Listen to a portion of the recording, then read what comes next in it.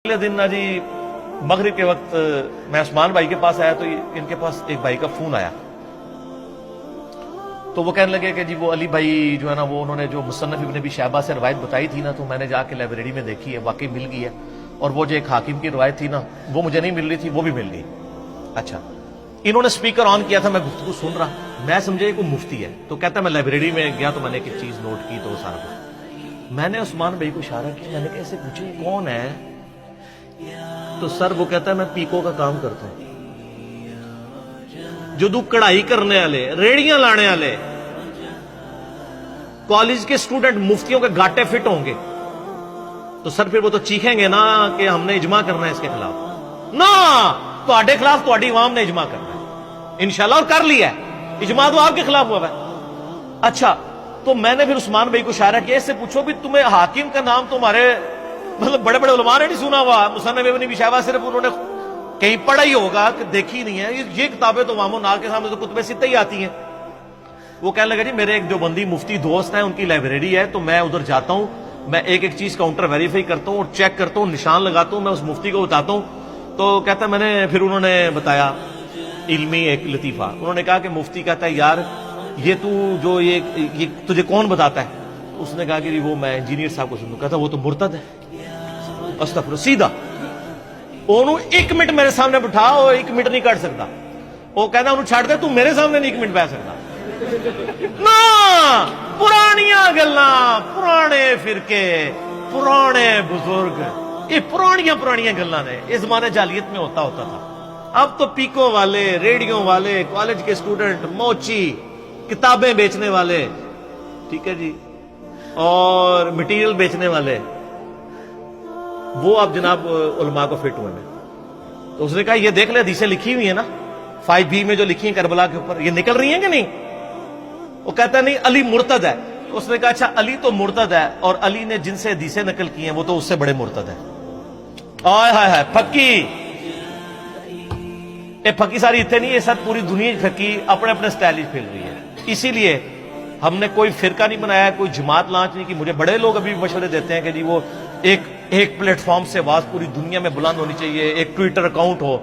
मैंने कहा ना, हर गली में इंजीनियर अलग होना चाहिए, हर मुल्क का इंजीनियर अलग होना चाहिए, हर गांव का इंजीनियर अलग हो, वो अपने अपने हल्के असर में दावत और तबलीग का काम करे। अगर एक प्लेटफॉर्म के नीचे करेंगे तो वो बुत खड़ा होगा। एक शख्स ऐसा है जिसके ऊपर हम इकट्ठे हो सकते हैं, वो सिर्फ नबी इस्लाम की जात है। मा दल्ला साहिबुकुम वमा गवा। तो आप पूरी उम्मत को इमाम आजम मोहम्मद रसूलुल्लाह सल्लल्लाहु अलैहि वसल्लम की जात के ऊपर इकट्ठा करें, बजाय आप ये करने के कि आप इंजीनियर साहब के ऊपर खड़ा करें। इसलिए हम कोई मदरसा ये काम नहीं करते, इन्हीं मस्जिदों में रहे, और ये बड़ी बरकत है।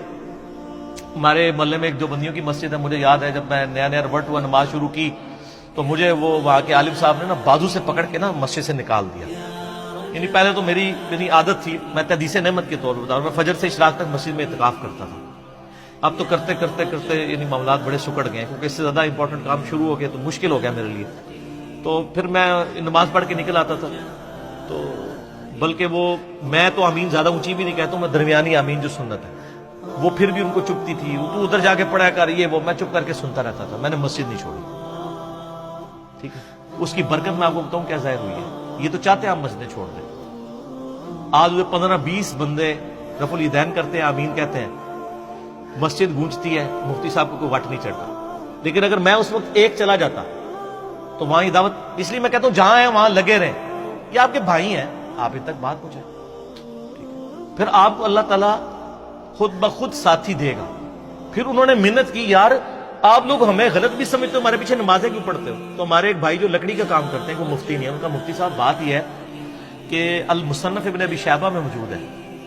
आय हाय हाय, सर लकड़ वाले ने कहना सी अल मुसन्नफ इब्न अबी शैबा में मौजूद है। तो आड़े मौलवियों ने बुखारी मुस्लिम नहीं पूरी पढ़ी कि जी अब्दुल्ला बिन उमर कहते हैं जब तक खवारिज की मस्जिदों से हय्या अलस सलाह हय्या अलल फलाह की आवाजें आएंगी, हम इनकी अजानों का जवाब भी देंगे, इनके पीछे नमाज भी पढ़ेंगे। जब तक हमें अस्सलामु अलैकुम कहेंगे, हम वालेकुम अस्सलाम भी कहेंगे।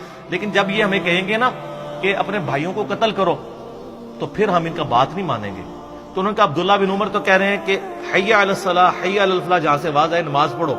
तो अगर आप चाहते हैं कि हम आपकी इस देवबंदियों की मस्जिद में नमाज ना पढ़ें, क्योंकि वो खुद भी पूरी जिंदगी देवबंदी रहे, ان کے والد صاحب بھی، تو وہ ریولٹ ہوئے تھے، تو آپ حی علی الصلاح حی علی الفلاح زان میں سے ختم کروا دیں تو ہم نہیں آئیں گے۔ وہ کہتے یار کنہاں نال بات پے گی ساڈی۔ سر دنیا میں آپ نے ایسی زبردستی محبت کرنے والے لوگ دیکھے ہوں گے جو اختلاف رائے کے باوجود کہیں کہ پیچھے اس امام کے۔ سر یہ ہے چینج، یہ ہے تبدیلی، ٹھیک ہے۔ سنن کبری البیہقی میں، سنن کبری البیہقی میں، مصنف ابن ابی شیبہ میں، سنن کبری البیہقی میں، مصنف ابن ابی شیبہ میں مولا علی ولی ہے خوارج کے بارے میں، تو یہ دیکھ لیں، یہ بتا رہے ہیں، ایک مفتی نہیں ہے، لیکن سارے علم کسی کی میراث تو نہیں ہے نا، کاؤنٹر ویریفائی کریں گے تو پھر لوگ، پھر حضرت عمر بھی پیدا ہو جاتے ہیں، میں بتاؤں ہر جگہ۔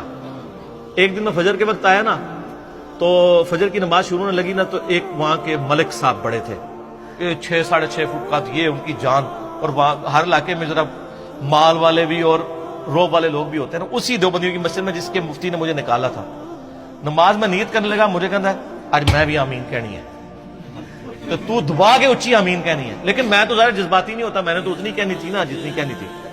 ہوا کیا کہ جب وہ امام نے قرات شروع کی نا، تو امام جب پہنچا نا غیر المغضوب علیہم، ابھی ولضالین اس نے کہا نہیں تھا، تو اس نے کہا آمین۔